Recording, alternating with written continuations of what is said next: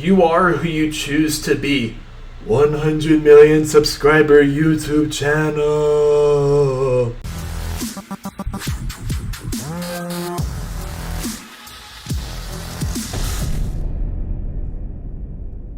Greetings, viewers. It is TVB, and this is not just my first movie review since March, right before the theaters closed because of the coronavirus. This is also my first classic movie review since, I believe, 2016, when I reviewed Aliens, 4 years ago in honor of that movie's 30-year anniversary. I'm here today to review the film The Iron Giant. It was playing at the only theater that's open here in my area at the moment. They've been playing, classic movies on their outdoor screens. So my girlfriend Sarah and I hit up that theater tonight, and I'm here today to review The Iron Giant, which is a 1999 animated film from Warner Bros. Studios. It's directed by Brad Bird, who also directed The Incredibles and Ratatouille and other Pixar films. And it stars Christopher McDonald, Jennifer Aniston, Calic Jr., and of course Vin Diesel himself. It follows a little boy named Hogarth as he befriends a giant alien robot voiced by Vin Diesel known as the Iron Giant. As nobody knows where this alien robot came from or why it's come to Earth, but eventually they find out that, he's a weapon and he's here to destroy the Earth. But the boy, forms a friendship with the Iron Giant, and him and Hogarth form, a bond, and thus the movie's about him learning the error of his ways and, realizing that he can be a good guy as well. So, I must confess, tonight was my first time watching The Iron Giant in its entirety. I've known about the film's ending, and I've known about some scenes here and there, but this is my first time watching the film, from start to finish. This is both of our first time, watching this movie start to finish. Me and my girlfriend Sarah, she couldn't join us tonight. Unfortunately, she wasn't feeling so well after, we saw the movie, but it's okay. There'll be other opportunities to review stuff with her. And this film flopped horrendously at the box office when it was released back in 1999. It's a real shame that it did. I mostly blame Warner Bros., the company, for that, because from what I've been told, they did a terrible job at marketing this movie back in the day. But since then, it's gained a really big cult following. There's a lot of fans of this movie, and there's a very good reason to why that is, because this arguably is one of the best films that was released during one of the best animated films that came out during the 1990s. And it stood amongst giants, in the Disney Renaissance, like The Lion King and Beauty and the Beast and The Little Mermaid and Hercules and Mulan and those films, which is very impressive. This film could be, that could be very groundbreaking in its animation. Guys, the animation in The Iron Giant is really, really, really top-notch. Even by today's standards, after 21 years, it beautifully mixes traditional animation with computer animation, because these were still, the relative, primitive years of, computer animated films. The Iron Giant himself was totally computer animated, but, this movie does balance out traditional animation with computer stuff as well. And also, I should probably disclaim this, since this is a classic movie review, there will be a lot of spoilers in this video. And if that bothers you, well, tough shit. You had 21 years to watch this movie, guys. And, I usually keep my reviews of, more contemporary films spoiler-free. If I watch a movie the night it comes out, I'm not going to spoil it for you guys. If I really feel like it's necessary, I'll do a spoiler talk, a day or two after. But for the most part, I keep my movie reviews spoiler-free. But for classic movie reviews, I don't do these kind of videos too often. But tonight, it's a special occasion because I am reviewing an old film, so might as well give some spoilers. And yeah, the animation, the technical work, and the score is also very top-notch as well. This film on a technical standpoint is honestly one of the most impressive I've ever seen in an animated film. And the characters, oh my gosh. You can't talk about this movie without talking about the characters. Yeah, it's yet another boy befriends monster or giant robot or whatever other, that sort of, beat we've seen before. But there's Hogarth, his relationship with this giant robot voiced by Vin Diesel is just so well written, and Vin Diesel is making hearts melt with his voice long before he was Groot. And I feel like the relation that Hogarth has with his mother, voiced by Jennifer Aniston, and Dean, this beatnik scrapyard artist voiced by Calic Jr., Like, just like this entire movie itself is very underappreciated. Like, these characters bounce off very well together, and you see Annie, Hogarth's mother, just doing really the best that she can with being a single mother and working a dead-end 9-to-5 job at a diner. And, of course, Dean being an outcast and being, like, a sort of, like, Beat Generation, like, you know, artist, which really hit me in my heartstrings because I just finished a Beat Generation writing class this summer, like a month ago. So it was good to see that. I was like, oh, this movie knows me. And this film's messages about, like, you know, anti-violence being pro-peace really reflects the time period. This film was released in 1999, but it's set in the late 50s. And they showcase, you know, kids learning how to duck under cover because that was a huge deal throughout the 1950s and 60s because of the Cold War and the threat of, like, a nuclear holocaust and kids protecting themselves. Like, the Iron Giant himself is, like, it can be seen as, like, an analogy of, like, American society's fear of all things non-American. Oh my gosh, the big, scary, like, robot that doesn't come from our soil. Like, it must be here to kill us. And interesting thing, I actually learned this from Channel Federator.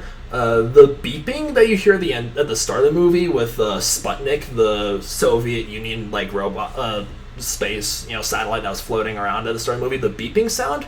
This movie starts with beeping and ends with beeping as well. It ends with you know, the Iron Giant's head sitting in the middle of Iceland beeping because what started as unknown became understood. So that was a neat little, you know, like you know, just good writing. I can't really find the words for it. And this film, you know, it's like pro-peace message, and it's really like goes to show, you know, it calls forth the human condition of us like being afraid of what we don't understand. And, you know, like, you don't have to be a gun. You are who you choose to be. It's like, this film does have like a pro-gun control message. I do not want to get political in a movie review about the Iron Giant of all movies, but like, I can understand why that might not rub off so well on some viewers, but like, you gotta really appreciate the message in this film because it's not overbearing or obnoxious about its message like some movies are. It doesn't like hit you in the face with its social commentary, or its attempts at commentary at least, but it's believable enough in the context of the movie where it can be really enjoyed by both kids and adults alike. And of course, this film's ending with the Iron Giant realizing that he has to sacrifice himself because, of course, the jerkbag villain in this movie, who's voiced by Christopher McDonald. Christopher McDonald gives... I couldn't pinpoint what... Like, I feel like I've heard his voice plenty of times before, but he has a very distinct voice that can be both funny and evil at the same time. There are some very funny scenes and the Iron Giant, it balanced out the humor, and he's like, and it really succeeds, and this film really succeeds in making you hate this guy, and because he's a government agent, and he's totally selfish, and he honestly it's his fault that the Iron Giant had to die at the end of the movie, because he just had to get the Navy to fire that missile, which was aimed right at the town, which led to the Giant sacrificing himself, and oh my gosh, when the Iron Giant says, like, oh, you stay, I follow, you stay, I go, no falling. And he flies up to the sky, and he remembers a Superman comic that the little boy showed him at the start of the movie, and he just explodes. Oh my gosh. Vin Diesel can make you cry, contrary to popular belief.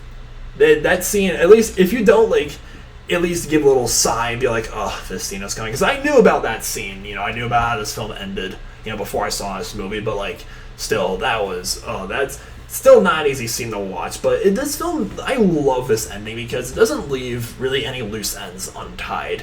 Like, you know, you see the jump to whom I guess is like a few years later, how like Dean, you know, makes a huge success in his scrapyard artwork business. You know, he builds the statue of the Iron Giant right in the middle of town, and he marries Hogarth's mother, and, you know, Hogarth is a stepdad now, and like they're happy family, and of course Hogarth gets the last piece that was recovered of the Iron Giant, which rolls out of his bedroom in the middle of the night and goes all the way to Iceland, where the rest of the parts of the Iron Giant are assembled, so the giant can come back to life. Brad Bird, the director of this movie, has specifically stated he does not want a sequel to the Iron Giant, and I know I'm in the minority here. I know most Iron Giant fans do not want a sequel for this film. Personally, I wouldn't mind a sequel to this movie. I'm not saying that it has to happen, because I think, because I would like to know, just the English major in me wants to know more about the giant, like, you know, where he came from, who built him, and why he was sent to Earth. Because we know that, like, in the vision that he has earlier in the film, that, like, he was one of many Iron Giants that were sent to destroy and conquer and, you know, kill things, right? But, it would be nice to know about the alien race that built him, but at the same time, if there's not a sequel for this movie, and if they just want to leave that ambiguous, I'm fine with that as well. It's like, I know most people really don't want to see a sequel for this movie. I'm just saying. I'm just saying I wouldn't mind that. Just saying. So yeah, guys, I would say the Iron Giant is underappreciated, and it is underappreciated, at least at the time it was released, but, like, this film, I'm glad to see that people have been giving it the attention it deserves, because this film is just so endearing, and there's a lot of... It has, like, almost everything you want to see in, like, an animated film targeted for families. It's really great for both kids and adults, and just like the relationships and the characters and the score and the animation especially is just everything. It's just perfection. And for that reason, I have to give The Iron Giant a 9 out of 10 stars. It's an awesome film. Alright guys, thank you so much for watching this review, and tomorrow starts my second summer class that I'm doing this summer. It's another 4 weeks. It's very condensed.